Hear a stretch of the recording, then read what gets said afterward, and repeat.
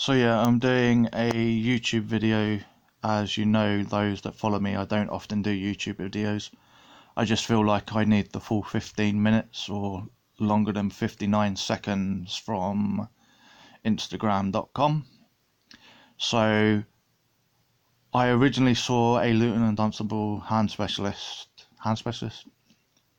Sorry, this is a problem. I won't be editing this.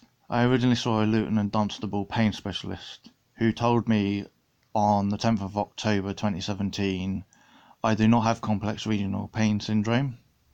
I do not meet the criteria of complex regional pain syndrome. And I did explain that I don't know much about the hair loss thing, but I've got a very small area just above the radius of the skin where I've had some hair loss for 12 years.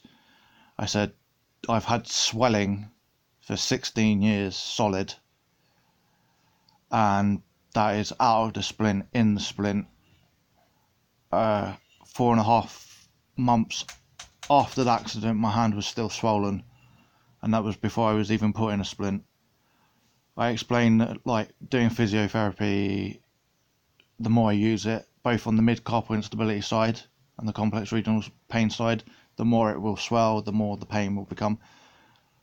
And then he wrote in his letter, doesn't meet CRPS symptoms, and then later went on about CRPS survivor and or symptoms. Well, it can't be both. I've either got CRPS or I have the symptoms, or I don't have CRPS. It can't be both. So this pain specialist who I saw today, which was brilliant, under 20 minutes, he felt the hands just for temperature and sweat and so on, and he said, I can clearly see that there's swelling. It's very clear that you have complex regional pain syndrome. Obviously, I've had other complex regional pain syndrome sufferers, and it can be their entire limb that's purple or their entire limb that's swollen. I've also explained that I've gone through complete purple, red swelling. I've taken photos in the past just to post online with the community. I'm not going to take photos every single day when these things happen. He was very happy to stick with stellar ganglion blocks. He didn't have the same reservations that they're very dangerous in the sense of the way the Luton guy was going. He says they have to be done in a hospital. Yeah, overall they can be done within 5 minutes. They should be very easy to do. And I said, I know, I had it in London.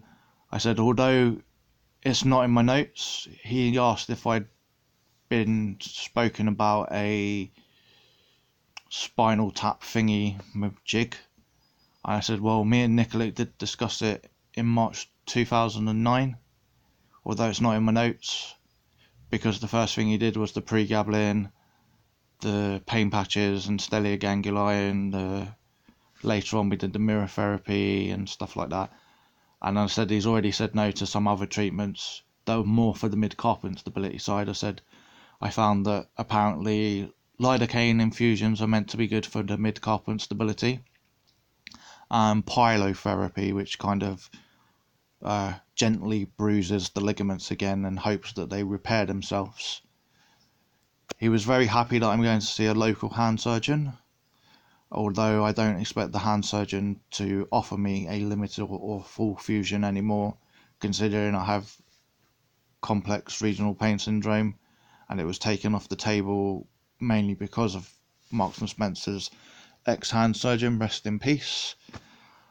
And he said that he'll put me in for a stellar ganglion block as soon as possible. He may try and contact Milton Keynes Hospital to see if they do both radio frequency and stellar ganglion block at the same time or separately. That way I could then go and have 2 different jabs, or if the radio frequency didn't work, I could go back to stellar ganglion block. He said maybe with the love loss with your Luton guy, maybe you should go back. I said yes.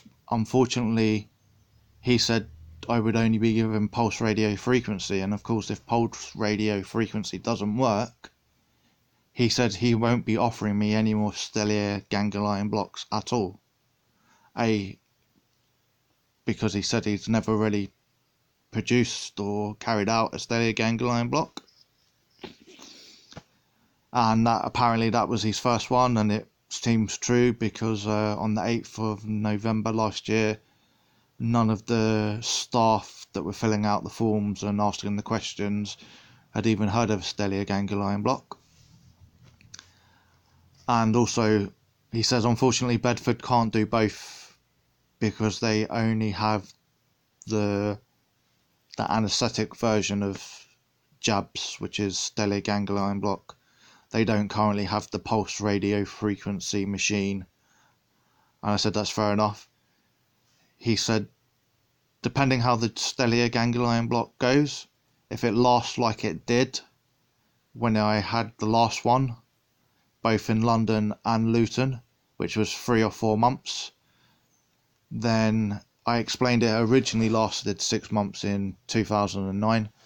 Obviously it's gone down over the years, and I was told that you should never go onto a new jab unless it only lasts a month, possibly 2 months, and then you go onto a new jab. Apparently I am on the most highest pregabalin. I thought so. I've heard other people on higher than 600 milligrams, but I think that must be for epilepsy or something like that, and not complex regional pain syndrome. And he says, so he understood. He said, no, you definitely have complex regional pain syndrome. There's no way of saying that you don't have that. Whereas Dr. Reddy was saying, no, you don't have it. You don't meet the criteria. Therefore, I'm not going to be doing these jabs, and so on and so forth. And I said, he said, so why didn't you continue in London? I said, well, I was told that MSK wouldn't fund such things. Yeah, it would appear that he may be able to speak to Milton Keynes or someone in London about a spinal tap, and MSK would be able to fund it if it has been approved by a pain specialist in Bedford, Luton or Milton Keynes, where MSK is run, because I don't think you can get, by the sounds of it then, you can't get a spinal tap fusion-y machine thing, whatever it is, in Bedford, Milton Keynes or Luton. So I would have happily stayed in London twice a year for pain jabs and once a year for follow-up. Yet I was told that MSK wouldn't pay for it, so if it turns out that it could be overwritten over time, then I'm happy to go back to London. Because the main pain specialist knew me in London from 2009 till the 1st of February 2017, and so knew everything. Did a 15 to 20 minute proper examination of the whole body, and left and upper left limb and right upper left, left and right versus upper limb, hand, wrist and so on. I feel a lot more relaxed.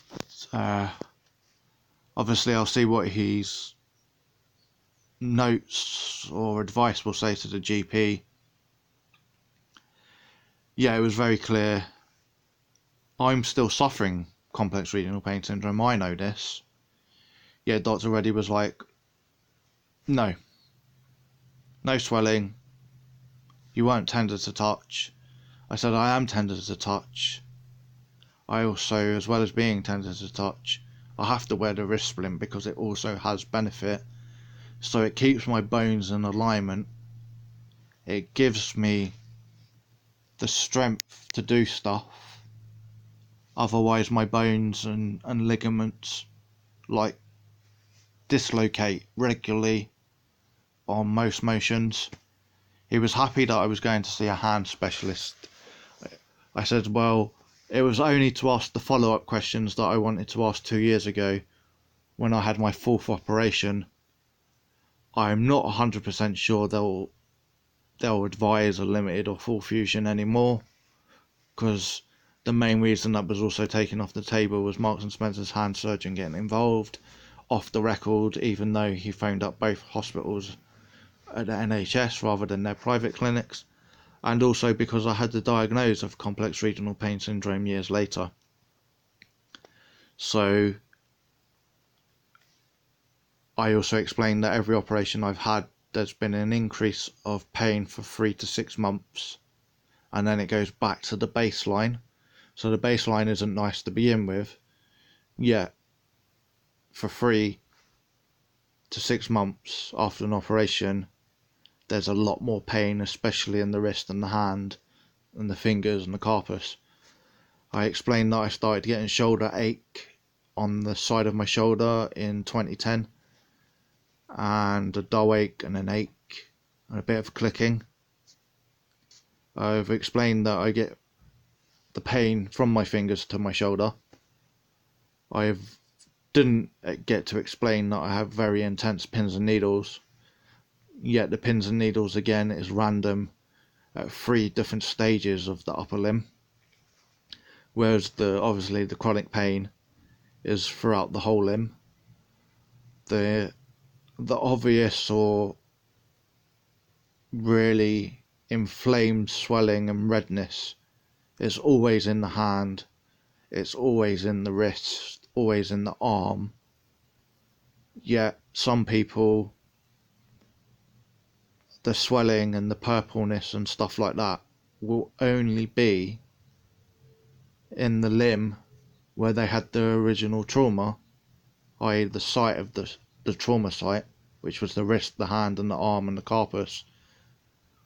Yet they will have the rest of the pain throughout the rest of the limb, and some will have the purpleness and the redness and the swelling throughout the whole of the limb. Yeah, it was really good to understand that the procedure could be done quick. A stellate ganglion block.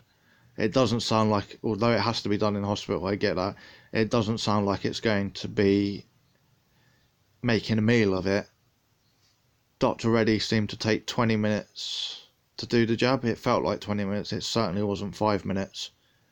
And the fact that we had to be there from 11 AM till about 4:30, 5 o'clock before I got my jab, and I had to have the MRSA swabs, I had to wear the stockings, I was left in a busy waiting room, and obviously when you compare it to London under the fluoroscopy machine and pain specialist, if you're called in at 2, the maximum you'll be waiting is till 3, whereas when you were called at Luton, you're there at 11.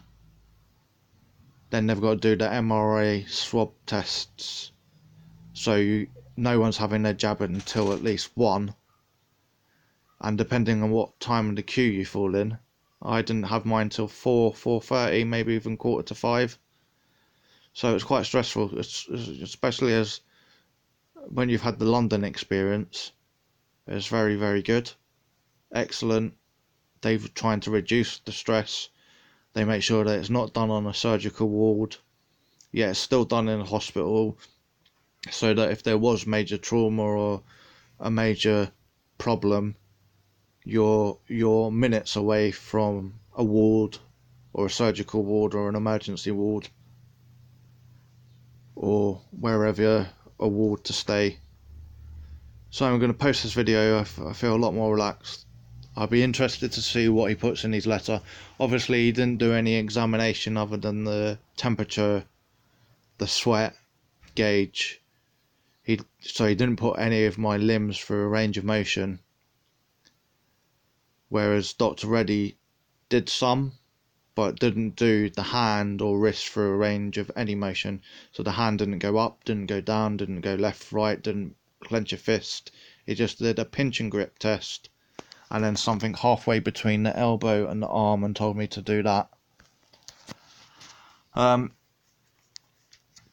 Yeah, so I don't know how long it takes to get a stellate ganglion block from today's date. It wore off in February, March, the last one I had. if it takes a month or two to get the appointment, that's a few extra weeks or months in pain, but that's fine because I know I'm getting the jab, and I know it's local. We don't drive, so I'm told that. Obviously, I knew Bedford was closer because Bedford Hospital's Bedford Hospital. Yet Milton Keynes is the second closest, whereas Luton and Dunstable is the third closest, or is the furthest away. So see what happens. Alright then, I'm gonna cut out now.